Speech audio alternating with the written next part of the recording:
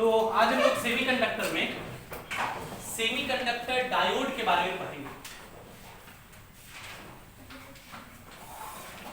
Semiconductor में आज हम लोग किस बारे में पढ़ेंगे? डायोड के बारे में। हमें डायोड के बारे में भी पढ़ना है और ट्रायोड के बारे में भी पढ़ना है। ट्रायोड को ट्रांजिस्टर कहते हैं और डायोड को कहीं कहीं पीएन जंक्शन लिखा रहेगा, तो एक ही चीज है। तो डायोड पढ़ना है और ट्रायोड पढ़ना है। डायोड हम पढ़ा रहे हैं, ट्रायोड आपको प्रणव सर पढ़ाएंगे अलग से, ठीक है। ट्रायोड में क्योंकि बहुत ज्यादा पीएचडी टाइप का दिया हुआ है चीज, हालांकि सिलेबस से हटा दिया है, अब आपके स्कूल के सिलेबस से हटा दिया गया, लेकिन जेईई मेंस में पूछा जाता है, नीट वगैरह में पूछ दिया जाता है।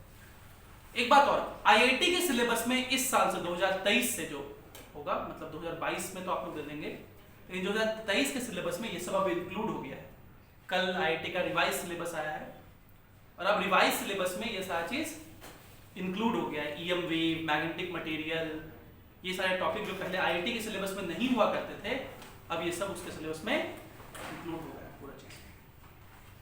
तो आज हम लोग डायोड के बारे में पढ़ेंगे। उससे पहले लास्ट सेमीकंडक्टर का इंट्रोडक्शन एक बार रिपीट कर दे, क्योंकि कुछ लोग पता नहीं हुआ था, तो एक बार रिपीट कर दे वहां से।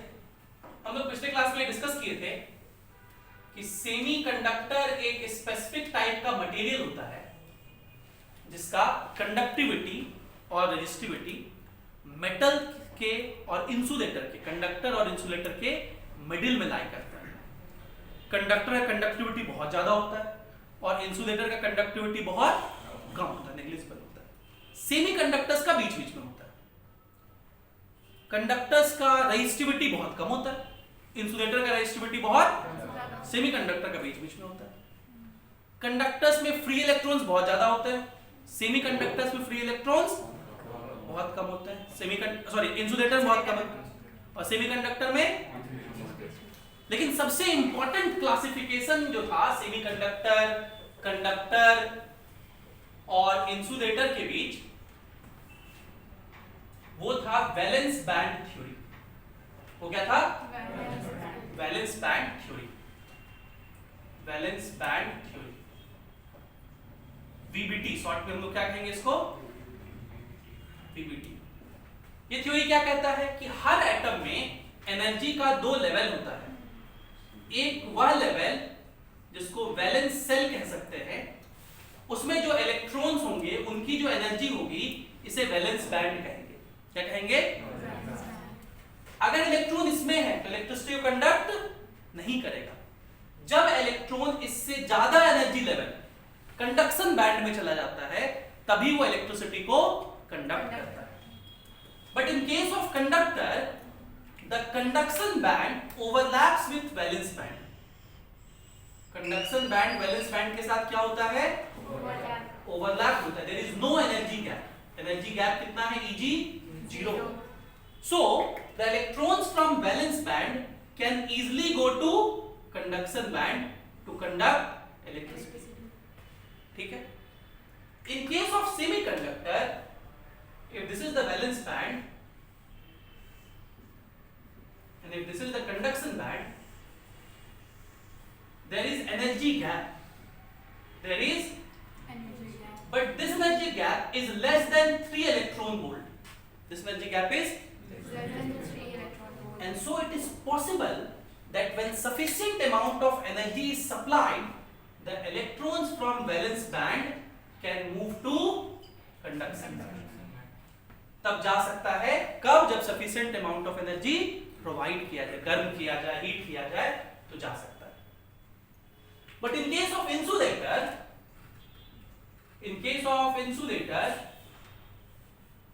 there is a very large energy gap between conduction band and valence band. इनके बीच एनर्जी गैप बहुत ज्यादा होता है.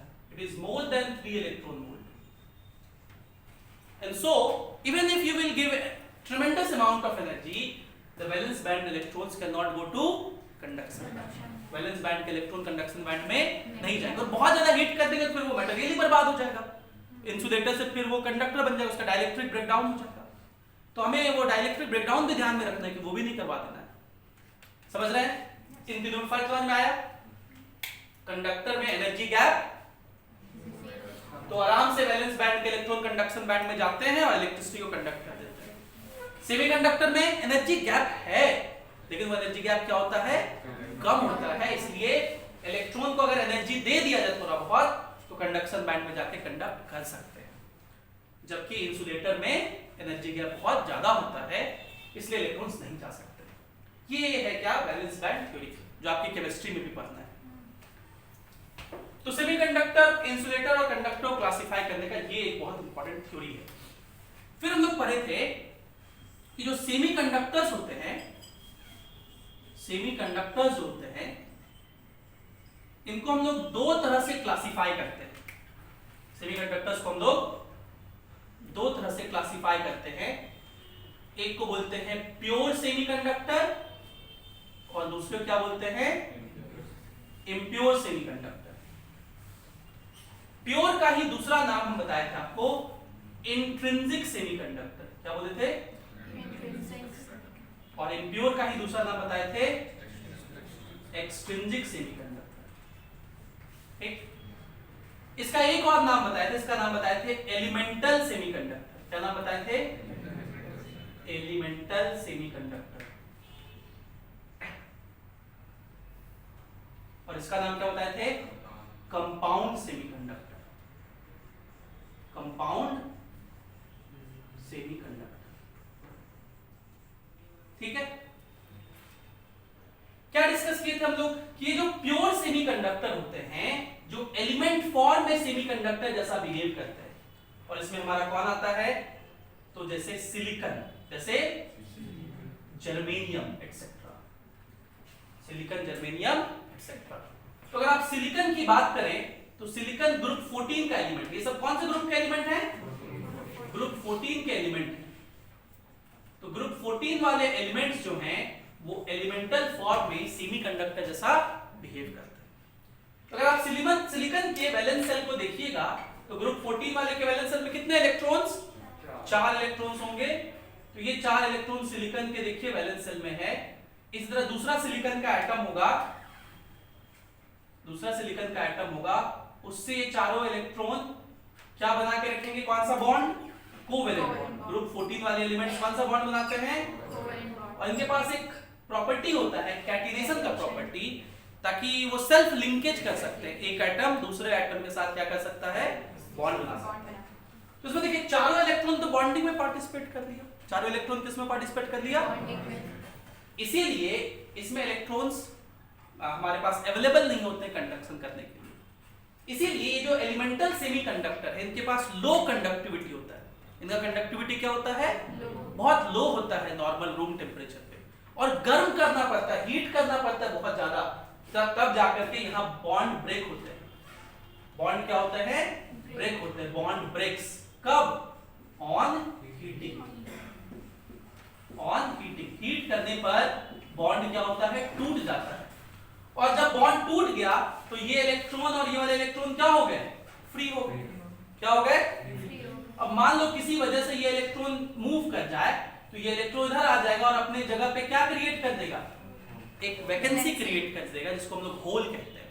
क्या बोलते हैं, तो ये होल हो गया। अगर इधर का इलेक्ट्रॉन फिर यहाँ आ जाए तो इलेक्ट्रॉन अपने जगह वैकेंसी क्रिएट कर देगा और इस वैकेंसी को भर देगा, है ना। तो हम लोग कह सकते हैं अगर इलेक्ट्रॉन इधर मूव कर रहा है तो होल्स इधर मूव कर रहा है, और जितने इलेक्ट्रॉन से बॉन्ड टूटेगा तो जितने इलेक्ट्रॉन बाहर निकलेंगे उतने वैलेंस शेल से, जितने इलेक्ट्रॉन जनरेट होंगे उतने ही होल्स भी जनरेट होंगे। तो एलिमेंटल सेमीकंडक्टर में number of electrons is equals to number of holes होता है, और इसी को Ni भी लिखते हैं, और Ni बोलते हैं नंबर ऑफ इंट्रिंसिक कैरियर्स को, नंबर ऑफ इंट्रिंसिक कैरियर्स। लेकिन ये जो एलिमेंटल सेमीकंडक्टर है इसका कंडक्टिविटी क्या है, लो कंडक्टिविटी है, इनकी कंडक्टिविटी क्या है, बहुत लो है, बहुत कम है, लो कंडक्टिविटी। और इसीलिए हम लोग इसको डोप करते हैं, इसमें इंप्योरिटीज मिलाते हैं, और इंप्योरिटीज मिला करके ये बनाते हैं, इसको लोग बोलते हैं डोपिंग, एडिशन ऑफ इंप्योरिटीज, इसको क्या बोलते हैं हम लोग, डोपिंग कहते हैं। और डोप करके हम लोग कौन सा सेमीकंडक्टर बनाते हैं, इम्प्योर सेमीकंडक्टर, जो कि फिर से दो तरह का होता है, एक को बोलते हैं पी टाइप, दूसरे को बोलते हैं पी टाइप। कब बनता है? जब 13 वाला इम्प्योरिटी को ऐड करें। Group 13 is added to group 14, to group 14। और इसको पी टाइप क्यों कहते हैं? क्योंकि इसमें होल्स जो होता है वो मेजॉरिटी में होता है। होल्स किसमें होता है? मेजॉरिटी। इसलिए हम लोग बोलते हैं holes are majority charge carrier, holes are majority charge carrier. और एन टाइप कब बनता है? जब ग्रुप 15 को ऐड करते हैं। Group 15 is added to group 14। और इसको एन टाइप क्यों कहते हैं? क्योंकि इसमें इलेक्ट्रॉन्स जो होता है वो मेजॉरिटी चार्ज कैरियर होता है। इसमें होल्स होते हैं तो इसमें नंबर ऑफ होल्स होंगे वो बहुत ज्यादा होंगे इलेक्ट्रॉन से, और इसमें नंबर ऑफ इलेक्ट्रॉन्स बहुत ज्यादा होंगे। ये नंबर ऑफ होल्स और इलेक्ट्रॉन का प्रोडक्ट जो होता है, ये Ni क्या है? इसका नंबर ऑफ इलेक्ट्रॉन्स, और NH क्या है? उसका नंबर ऑफ होल्स। इनका प्रोडक्ट जो है Ni स्क्वायर के बराबर होता है। Ni क्या है? ये वाला। तो ये एक फॉर्मूला याद रखिएगा। What is Ni? Number of electrons. Number of electrons in n type. What is NH? Number of holes in p type.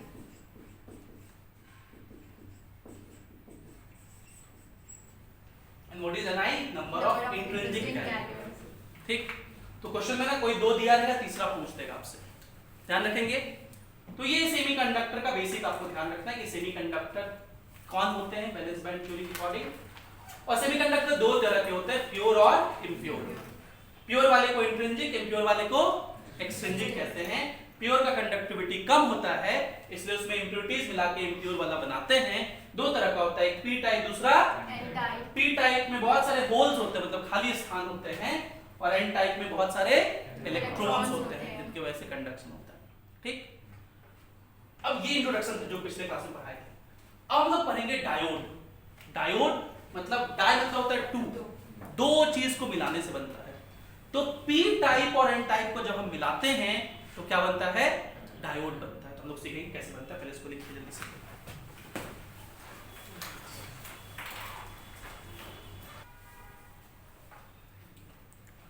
तो अब हम लोग इंपॉर्टेंट चीज डिस्कस कर रहे हैं, और सबसे पहला टॉपिक है पीएन जंक्शन। पीएन जंक्शन, इसी को हम लोग क्या बोलते हैं? PN junction diode. पहले हम लोग बना लेते हैं जंक्शन, फिर उसको डायोड नाम देंगे।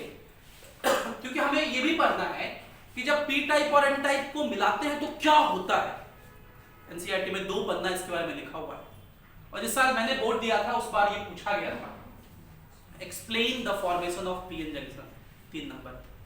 ठीक है, तो ये सवाल आपके बोर्ड एग्जाम के लिए बहुत इंपॉर्टेंट होने वाला है। इससे कोई बात पूछा भी जा सकता है आपके जेईई मेंस नीट आईआईटी में, लेकिन आईआईटी बोलना पड़ेगा इस चैप्टर में। लेकिन ज्यादातर बात बोर्ड के लिए ज्यादा इंपॉर्टेंट है, और जैसे मैं डायग्राम बना के एक्सप्लेन कर रहा हूँ वैसे ही आप लिखेंगे भी। सबसे पहले हम लोग एक पी टाइप लेते हैं और दूसरा एन टाइप लेते हैं। तो मान लीजिए ये एन टाइप है। एन टाइप में क्या होंगे? बहुत सारे एक्सेस में इलेक्ट्रॉन्स होंगे, और पी टाइप में क्या होगा?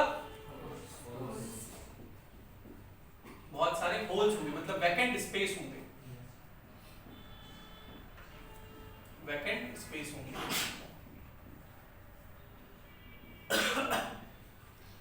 पहला सवाल हमारे मन में, जहन में ये उठना चाहिए कि सर ये पी टाइप एन टाइप क्या है? क्रिस्टल है। क्रिस्टल समझते हैं? क्रिस्टल मतलब इसका सिग्निफिकेंट साइज, जैसे मान लीजिए मार्कर, ये बहुत बड़ा साइज का है, तो क्या ये पी टाइप का एक बॉडी ले, एन टाइप का एक बॉडी ले, क्रिस्टल्स ले, उनको ज्वाइन कर दें तो पीएन जंक्शन बन जाएगा? नहीं बन पाएगा, क्योंकि अगर क्रिस्टल्स लेंगे तो इनके बीच का कांटेक्ट हम एटॉमिक लेवल का मेंटेन नहीं कर पाएंगे। क्योंकि कोई भी क्रिस्टल जो होगा उसको, वो दो क्रिस्टल को बीच में रखोगे, ऐसे दबाओगे, मिलाओगे, तो बीच में गैप तो रह ही जाएगा। और हमें किस लेवल का कांटेक्ट चाहिए? Atomic level. इलेक्ट्रॉन्स को चलाना है। इलेक्ट्रॉन्स कितना छोटा होता है सोचिए। तो हमेशा ध्यान रखना है कि पीएन जंक्शन पी टाइप और एन टाइप क्रिस्टल से नहीं बनते। किससे बनते हैं? तो पी टाइप का एक बहुत थिन सा लेयर लेते हैं, बहुत थिन सा। उसी तरह एन टाइप का भी एक बहुत थिन सा लेयर लेते हो, बहुत पतला सा है, बहुत पतला सा। ये इतना बड़ा नहीं है, ये तो आप माइक्रोस्कोप से बहुत जूम करके देख रहे हो। बहुत पतला सा लेयर लेते हैं और उन दो लेयर को ज्वाइन किया गया, ठीक, बहुत पतला सा दो लेयर है। कितना पतला सा अगर इमेजिन करना हो तो इन लेयर्स को वेफर कहते हैं। थिन लेयर को क्या बोलते हैं? हम लोग चिप्स खाते हैं ना, चिप्स का नाम वेफर्स होता है। क्यों बोलते हैं वेफर? कैसे कैसे बनता है वेफर? वो आलू लेते हैं, उसका एकदम थिन सा स्लाइस से को छांक करके बनाते हैं। तो जैसे आलू का थिन स्लाइस होता है, वैसे ही सोचिए कि ये सब आलू के क्रिस्टल के थिन स्लाइसेस है, बहुत थिन सा स्लाइस है, और उनको ऐड करके क्या बनाया जाता है? पीएन जंक्शन बनाया जाता है। ठीक, समझ गए? तो ये सवाल सबसे पहला सवाल बन सकता है, ये सवाल आपके एनसीईआरटी में लिखा हुआ है, तो लिखिए पहले पीएन जंक्शन में। पहले हम लोग ये पॉइंट ही लिख लेंगे, फिर ये डायग्राम बनाइएगा। देखिए पीएन जंक्शन पे लिखिए, अ PN junction is formed, a PN junction is formed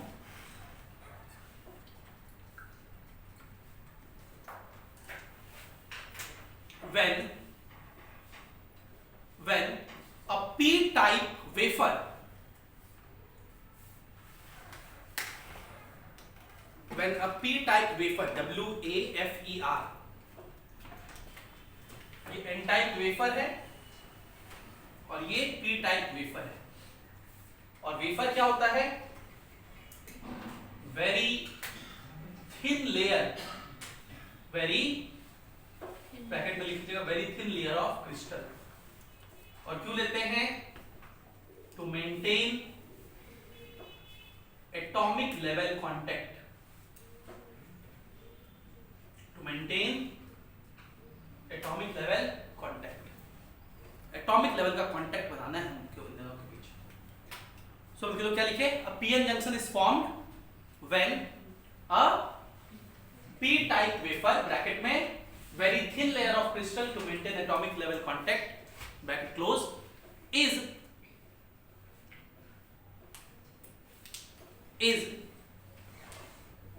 joined with n type wafer, is joined with n type wafer, is joined with n type wafer। क्या ये बात समझ पा रहे हैं आप लोग? अब क्या होता है, जैसे दोनों को ज्वाइन करेंगे तो यहां तो वैकेंसी है, बहुत सारे वैकेंट क्या है? स्पेसेस हैं, और इधर क्या है? बहुत सारा इलेक्ट्रॉन्स है। So there is a concentration difference. क्या है? और इस कंसंट्रेशन डिफरेंस की वजह से इलेक्ट्रॉन्स इधर होल की तरफ मूव करेंगे। इलेक्ट्रॉन्स इधर की तरफ मूव करेंगे। क्यों मूव कर रहे हैं electrons? Why these electrons are moving? Because of concentration difference. किसकी वजह से मूव कर रहे हैं? इधर इलेक्ट्रॉन्स बहुत ज्यादा अमाउंट में है, इनकी कंसंट्रेशन बहुत ज्यादा है। कंसंट्रेशन मतलब अमाउंट, बहुत ज्यादा इधर इलेक्ट्रॉन्स है, उधर इलेक्ट्रॉन्स।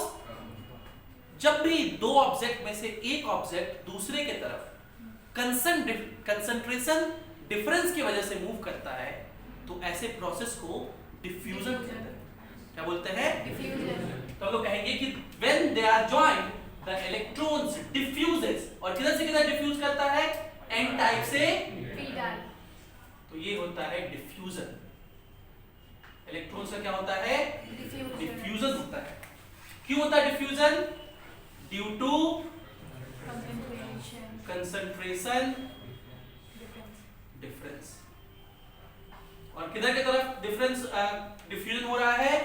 n टाइप से p टाइप की तरफ। तो ये एरो में ऐसे दिखा। आप जानते हैं इलेक्ट्रॉन्स के मोशन की वजह से क्या क्रिएट होता है? करंट। इलेक्ट्रॉन्स का मोशन ही क्या कहलाता है? करंट। तो अगर इलेक्ट्रॉन्स इधर जा रहा है तो करंट किधर क्रिएट होगा? इधर। और इसको कौन सा करंट कहेंगे? Diffusion current. क्या कहेंगे? Diffusion current. Diffusion current. ठीक है, तो लिखिए पहला पॉइंट। पहला पॉइंट लिखिए, when the wafers of n type and p types are joined, when the wafers of n type and p type are joined, when the wafers of n type and p type are joined, comma, the electrons move from n type to p type. The electrons move from, कहां से कहा जाता है, देखो ये याद रखना, ये सब डायरेक्शन कौन किधर से किधर जा रहा है, तो वो वैसे रटोगे तो समझ में नहीं आएगा, यहाँ डायग्राम समझ में आ रहा है ना, कि किधर से किधर जा रहा है, डायग्राम हमेशा माइंड में घुमाते रहना. The electrons move from n type to P type. due to concentration difference. Due to concentration difference. Due to concentration Different. difference. Full stop. This process is known as diffusion. This process is known as diffusion.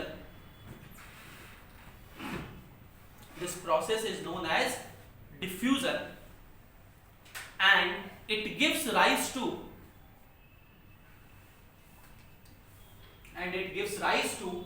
diffusion current, and it gives rise to diffusion current from p type to n type, and it gives rise to diffusion current from p type to n type.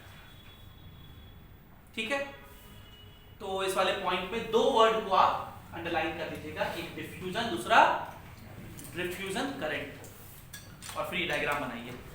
ये पहला step है PN junction formation का.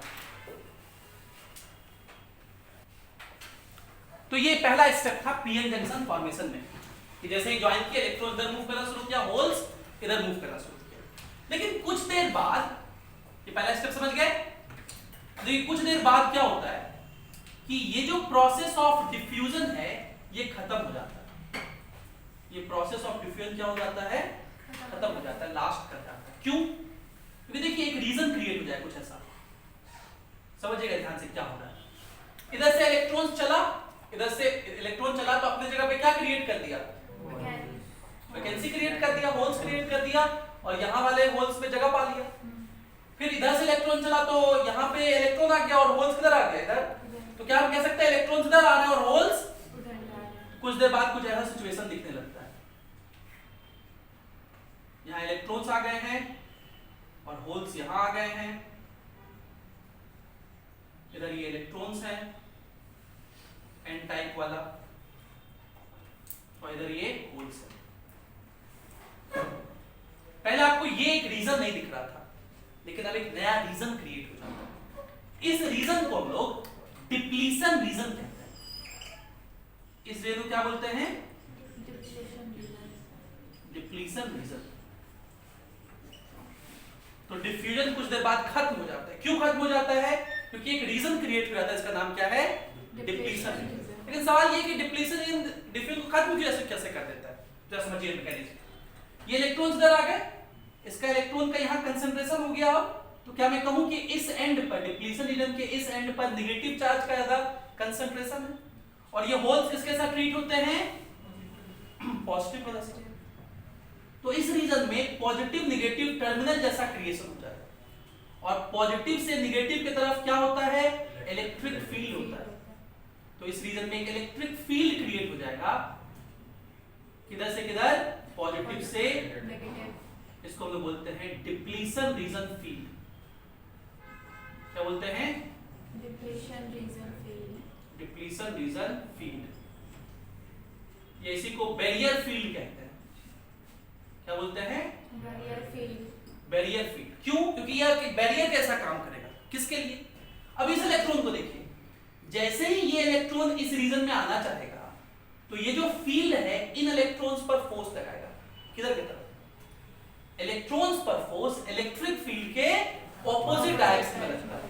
तो electrons में please इस electric field के opposite में जाएगा, तो ये इलेक्ट्रॉन अब इधर ना आके किधर चलने लगेंगे, इधर चलने लगेंगे.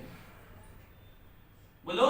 Yes sir. तो डिफ्यूजन होना क्या हो गया, 1. और ना ही सिर्फ ऐसा होगा भाई, इस इलेक्ट्रॉन की वजह से इस इलेक्ट्रॉन पर फोर्स लगेगा, और ये इलेक्ट्रॉन इस पर भी फोर्स लगेगा, एक दूसरे पे फोर्स. तो जो इलेक्ट्रॉन आ चुका है, ये इलेक्ट्रॉन भी क्या होगा, बाहर जाने लगेगा. बात समझ पा रहे मेरा. जो इलेक्ट्रॉन यहाँ आ चुका है, ये इलेक्ट्रॉन भी रिपल्सन की वजह से बाहर जाने लगेगा. या आप इस इलेक्ट्रॉन पे सोचिए, इस इलेक्ट्रिक फील्ड की वजह से फोर्स कर लगेगा इधर. बोलो. तो जो आ चुके हैं ये इलेक्ट्रॉन भी क्या होने लगेंगे, वापिस से इधर जाने लगेंगे. अब इलेक्ट्रॉन्स इधर की तरफ मूव करने लगे, पी टाइप से एन टाइप. बोलो. और देखो पहले इलेक्ट्रॉन इधर जा रहा की तरफ मोशन इलेक्ट्रिक फील्ड की वजह से हो रहा है। किसकी वजह से हो रहा है? Electric field. और जब इलेक्ट्रिक फील्ड की वजह से इलेक्ट्रॉन चलते हैं तो ऐसे प्रोसेस को ड्रिफ्टिंग कहते हैं। क्या पहले कहीं पढ़े थे? कंडक्टर में बैटरी लगा दो तो इलेक्ट्रिक फील्ड के अपोजिट इलेक्ट्रॉन चलता था, उसको क्या बोलते थे? Drift velocity. तो इधर की तरफ क्या होगा? Drifting of electrons, drifting of due to electric field of depletion region, electric field of depletion. अच्छा, इलेक्ट्रिक फील्ड इनटू डिस्टेंस तो पोटेंशियल भी होता है, तो इस बैरियर फील्ड की वजह से एक पोटेंशियल भी क्रिएट होता है जिसको हम लोग बोलते हैं barrier potential, creates barrier potential. ये पोटेंशियल क्रिएट करता है, इसको क्या बोलते हैं? Barrier potential. अब अगर इलेक्ट्रॉन से ड्रिफ्ट कर रहे हैं तो इलेक्ट्रॉन के अपोजिट क्या कहेंगे हम लोग? करंट भी होगा। बोलो, उस करंट को हम लोग क्या कहेंगे? Drift current. किधर से किधर होगा? इधर की तरफ। ये क्या होगा? Drift current, drift current.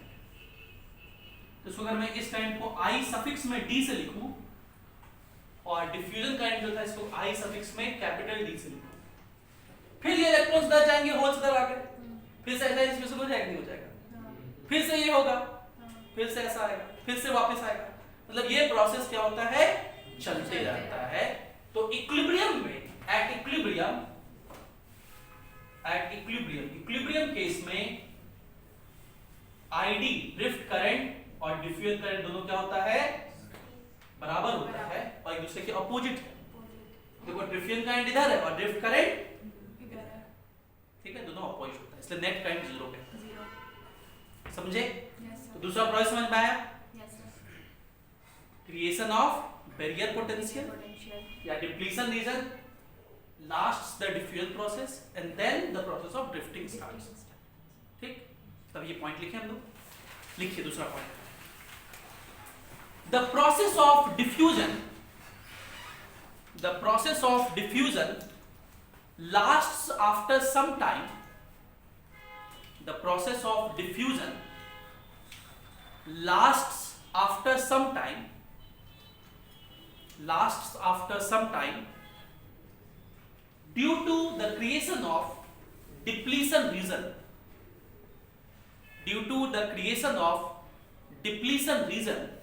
in which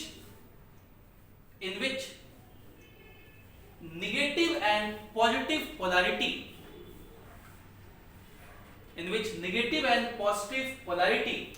creates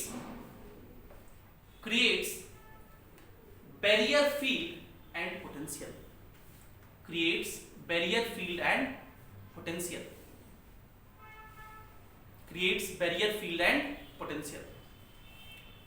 तो इस वाले पैसेज में दो वर्ड इंपॉर्टेंट हैं, एक डिप्लीशन रीजन, उसको अंडरलाइन कर लीजिए। मैं ये बोर्ड में लिखने के लिए बता रहा हूं कि इसमें ये अंडरलाइन कर लोगे तो क्या होगा कि बोर्ड वाला लोग समझ जाएगा, अच्छा हाँ बच्चा को ये 4 टर्म आता है, diffusion current, barrier potential, depletion region, ये सब आता है। वो पूरा पैसेज नहीं पढ़ता है, ठीक। फिर पैरा चेंज करके लिखिए, the barrier field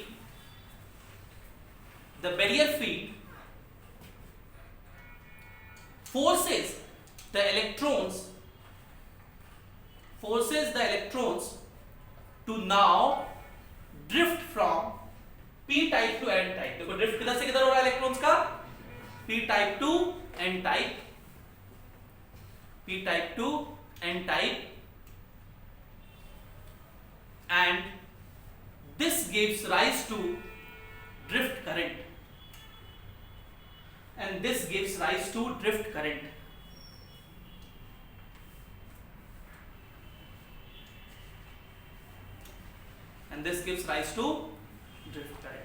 full stop। The direction of drift current is opposite to diffusion current। The direction of drift current is opposite to diffusion current, and they are equal for equilibrium, equal for equilibrium. Opposite to diffusion को क्या बोलते The direction of drift current is opposite to diffusion current and they are equal for equilibrium. And they are equal for equilibrium. Full stop. Patch change करके this is how a PN junction is formed. इस तरह से एक PN junction formed होता है. समझ गए? उसके नीचे डायग्राम बना लीजिए. तो इस तरह से पीएन जंक्शन का फॉर्मेशन होता है. डायग्राम बनाइए.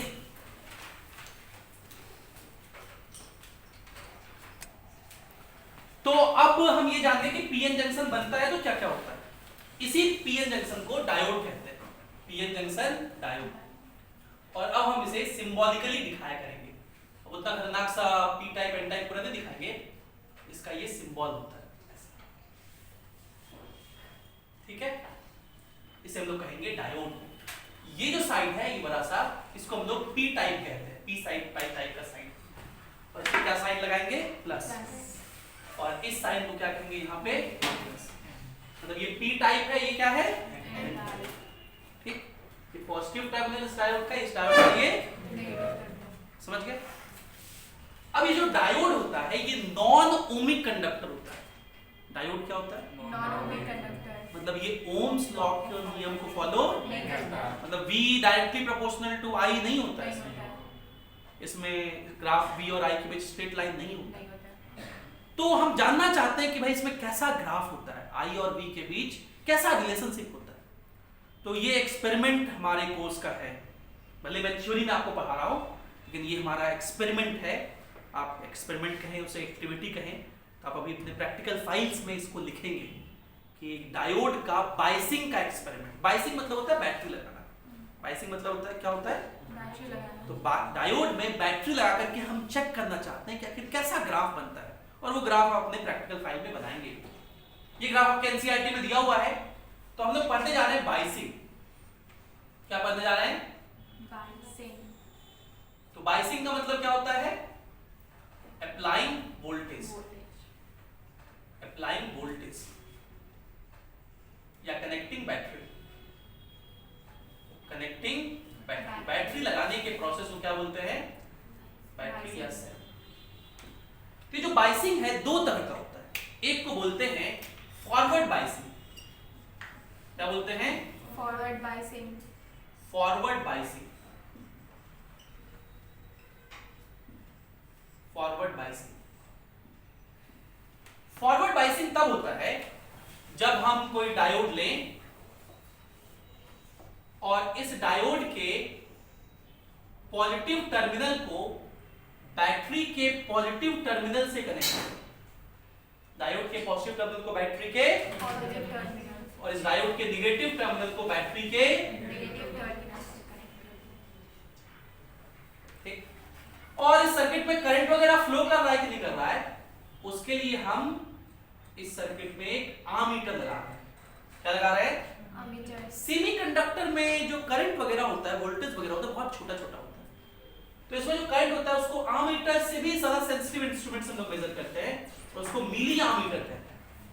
क्या बोलते हैं? मिली आमीटर. आमीटर में करंट मेजर होता है 1 एम्पियर 2 एम्पियर में. मिली आमीटर में बहुत मिली में करंट मेजर करेंगे हम लोग, क्योंकि बहुत कम करंट फ्लो करता है. और इसके क्रॉस कितना वोल्टेज होगा उसके लिए हम लोग एक इस डायोड के क्रॉस क्या लगा देंगे? तो ये बैटरी कितना वोल्ट प्रोवाइड कर रहा है, इसलिए इसके क्रॉस एक हम लोग वोल्ट मीटर भी लगा देंगे इस तरह से. और वोल्ट मीटर का भी टर्मिनल बिल्कुल ऐसे ही होगा. बैटरी के टर्मिनल को देख करके वोल्ट मीटर का टर्मिनल होता है. ये पॉजिटिव टर्मिनल है, मतलब ये बैटरी का पॉजिटिव टर्मिनल हुआ, ये नेगेटिव टर्मिनल. और इसी तरह इसका भी ये हुआ पॉजिटिव टर्मिनल, ये हुआ. ठीक है.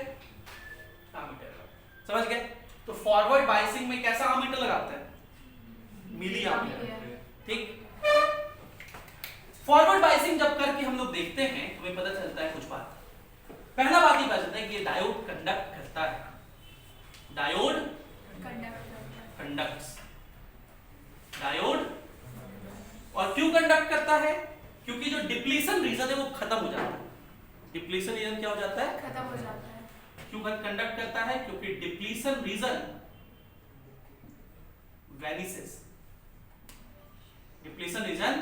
vanishes, और अगर आप इस सिचुएशन का ग्राफ बनाएंगे, इसको हम लोग आईवी कैरेक्टरिस्टिक कहते हैं। क्या बोलते हैं? Ivy characteristic. आई किसमें है? Current, milliampere. तो आप पाएंगे कि जैसे जैसे वोल्टेज जब जीरो है तो करंट भी क्या है? जीरो। जैसे जैसे वोल्टेज बढ़ा रहे हैं करंट नहीं बढ़ रहा है, करंट नहीं बढ़ रहा, कुछ दूर तक करंट क्या रहता है? जीरो रहता है। zero, एक वोल्टेज तक करंट क्या रहता है? जीरो रहता है। इस वोल्टेज को थ्रेशोल्ड वोल्टेज कहते हैं।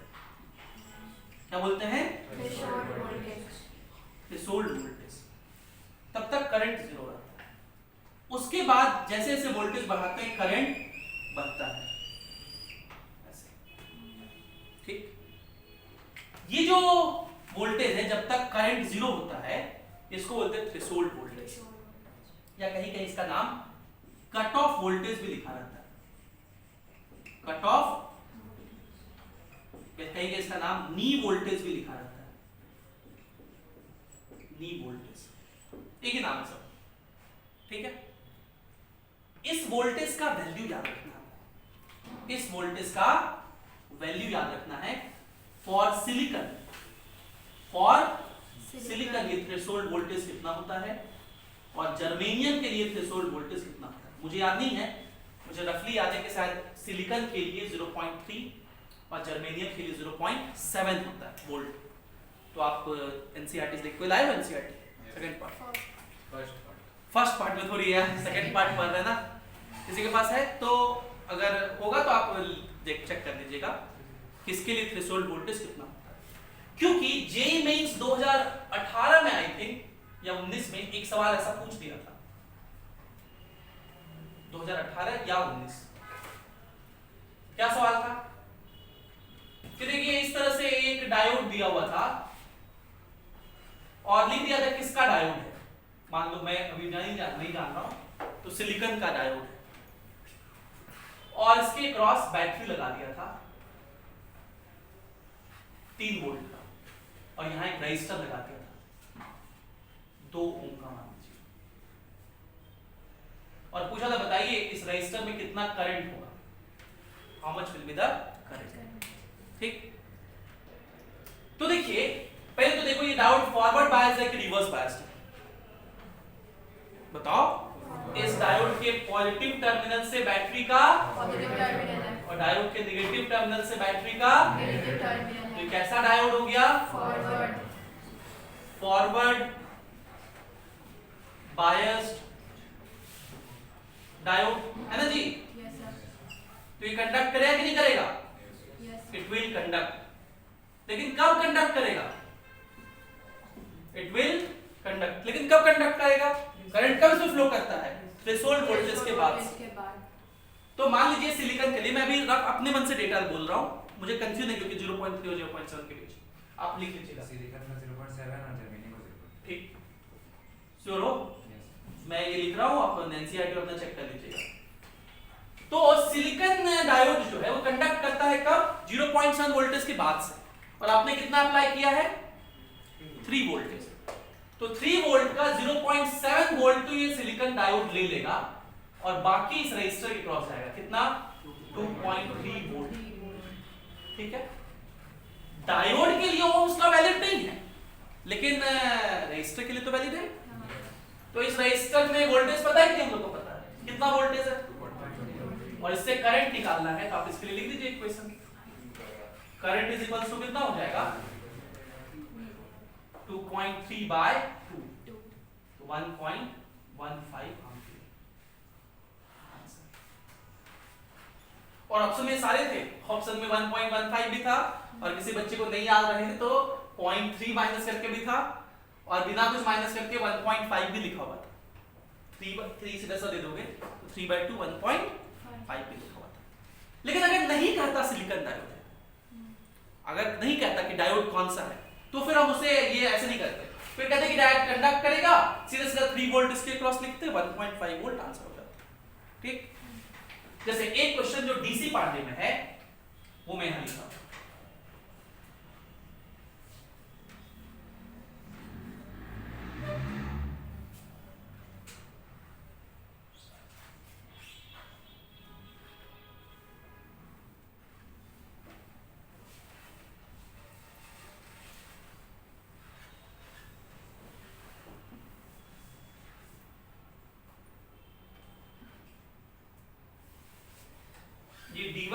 I2 है, आपको बताना है कि ये I1 I2 कितना होगा और ये I1 कितना होगा।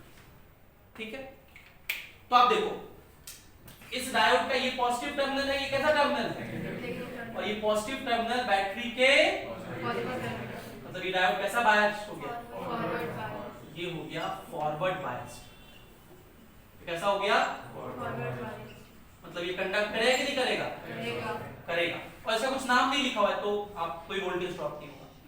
ये और ये किसमें है ना जी, यस सर, और ये पैरेलल में कि 20 का 20 वोल्ट इसके क्रॉस होगा, इसके क्रॉस कोई ड्रॉप नहीं लिख रहा है, तो इसके क्रॉस कितना ड्रॉप हो गया 20 वोल्ट, तो इसमें करंट कितना हो जाएगा 20/5 कितना 4 एम्पीयर। ये सब बहुत आसान चीज है, खाली आपको ध्यान रखना कौन सा फॉरवर्ड बायस कौन सा रिवर्स बायस। अब ये डायोड चलिए, ये कैसा है, ये नेगेटिव पॉजिटिव से कनेक्टेड है, इसको तो बोलते हैं रिवर्स बायस। कौन सा बायसिंग, रिवर्स बायस डायोड, ये दूसरा केस हो गया रिवर्स बायसिंग। रिवर्स बायसिंग में डायोड कंडक्ट नहीं करता है, डायोड डज नॉट कंडक्ट। और क्यों ऐसा होता है, क्योंकि डिप्लीशन रीजन थिक होते जाता है, बिकम्स वेरी थिक, और वो बहुत थिक होके इलेक्ट्रॉन्स के मूवमेंट को रोक देते हैं। तो अगर इसका आप सर्किट बनाएंगे, ये रहा अपना डायोड, ये रहा अपना बैटरी, नेगेटिव टर्मिनल, ये पॉजिटिव टर्मिनल, तो करंट होता ही नहीं है, बहुत छोटा सा करंट ऑब्जर्व किया जाता है, और उसके लिए हम लोग माइक्रोमीटर का इस्तेमाल करते हैं। किसका इस्तेमाल करते हैं, माइक्रोमीटर,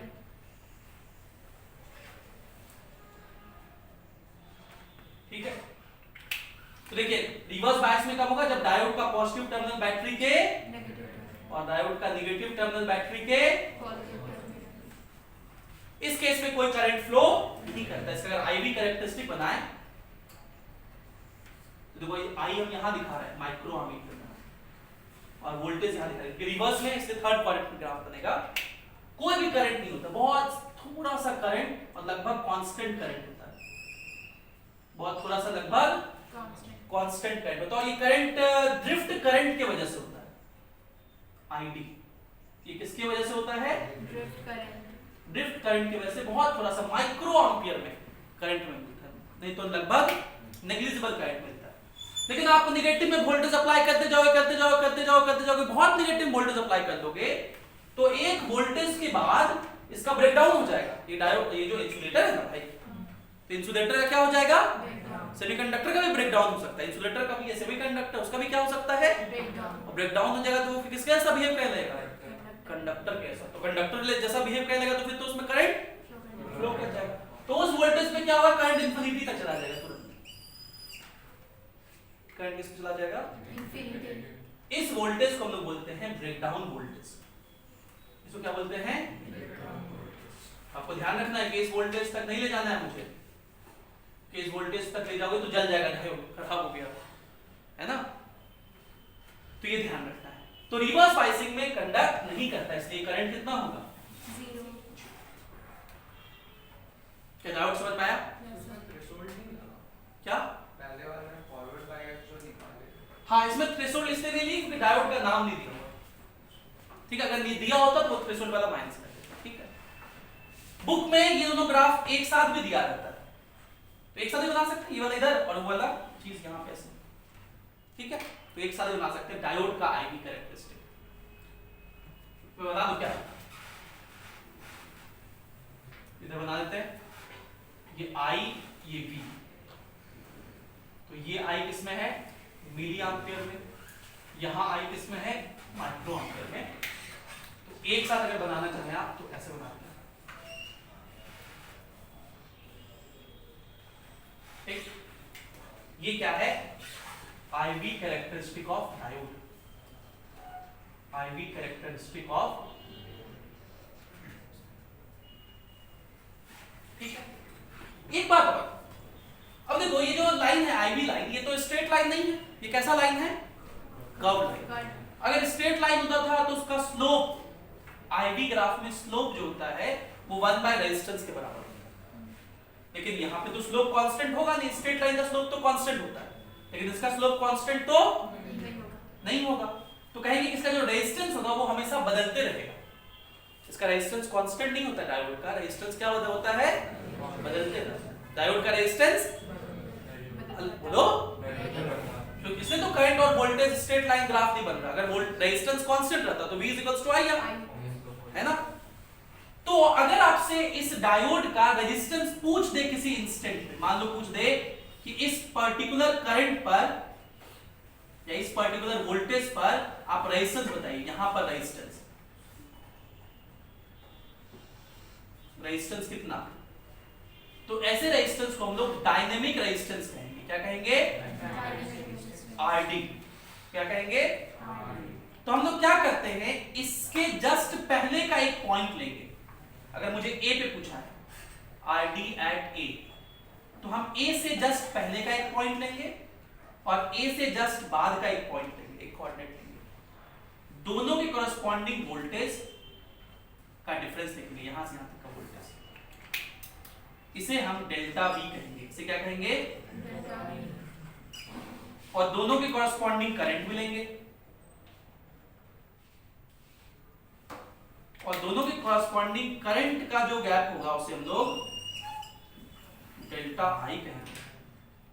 और डायनेमिक रेजिस्टेंस निकालेंगे, रेजिस्टेंस होता है voltage by current delta V by delta I करके हम लोग निकालेंगे। ठीक है, डायनेमिक रेजिस्टेंस।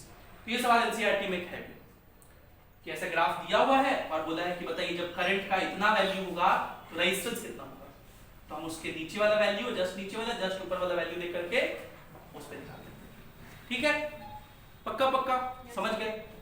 यही कहानी है किसका, डायोड का। तो ये डायोड का इंट्रोडक्टरी पार्ट था। डायोड्स हम लोग बहुत स्पेशल पर्पसेस के लिए यूज करते हैं। ठीक, जैसे डायोड का एप्लीकेशन रेक्टिफायर्स में किया जाता है। डायोड जेनर डायोड बना करके हम उसे वोल्टेज रेगुलेटर का काम देते हैं। उस तरह डायोड का इस्तेमाल लाइट इमिटिंग डायोड के रूप में किया जाता है, एलईडी बोलते हैं। डायोड का इस्तेमाल फोटो सेल में किया जाता है और सोलर सेल में इसी प्रिंसिपल का इस्तेमाल होता है। ये 5 बातें हम लोग अगले क्लास में पढ़ेंगे कि एलईडी क्या होता है। बहुत बेसिक में पढ़ना, बहुत उसमें पीएचडी नहीं करना घुस के, वो तो हमें करना ही है इंजीनियरिंग के कोर्सेज में, है ना। यहाँ पे हमें इंट्रोडक्शन बस दिया गया है कि इलेक्ट्रॉनिक्स कम्युनिकेशन इंजीनियरिंग में आप इसके बारे में पढ़ेंगे।